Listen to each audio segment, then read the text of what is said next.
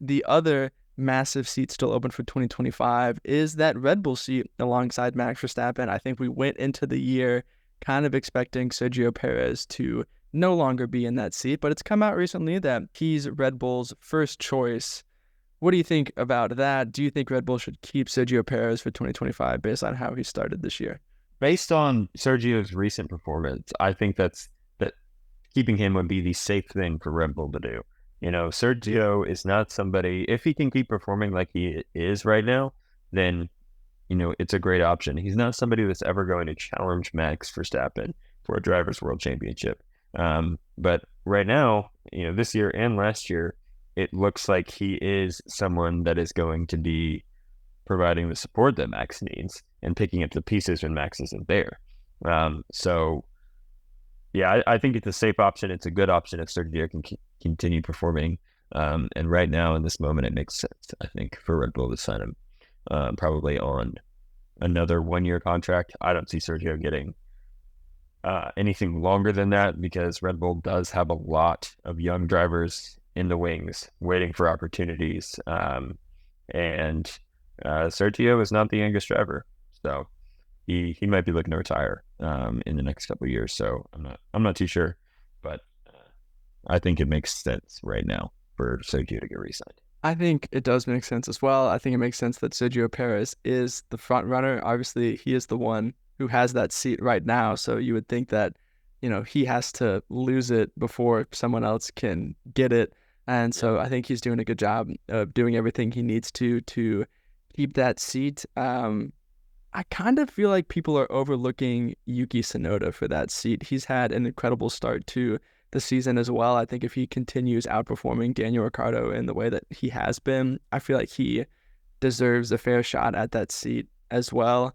I just feel like it's kind of been Sergio, Daniel, and Liam Lawson, and throw Carlos Sainz in there now that he became available. But I feel like Yuki Tsunoda has very much so been overshadowed in this.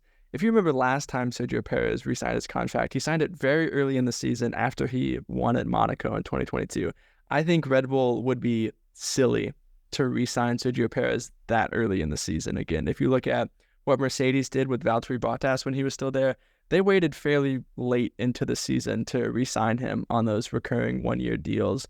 And so I think Red Bull should follow that same strategy, at least wait to see what happens with Carlos Sainz and Mercedes. I feel like if Carlos Sainz is available still, if Mercedes announced Kimi Antonelli and Carlos Sainz is still on the market, that's an option to explore. I feel like continue to see how Sergio does across the course of a season. 3 years in a row, we've seen him start off hot and then finish off not so great. So see how he performs for a longer duration of the season. I feel like if they go down that path of re-signing him early again, then I feel like they're unnecessarily closing doors on themselves and not leaving opportunities open. Yeah, absolutely. And I think even waiting till summer break, if they were to sign him over the summer break, at least they have an entire front half of the season to compare and see how he's doing. And we have kind of some different tracks at the beginning of the season this year, so maybe that will give a good look as to tracks that maybe were in the latter half of the season are now in the front half of the season.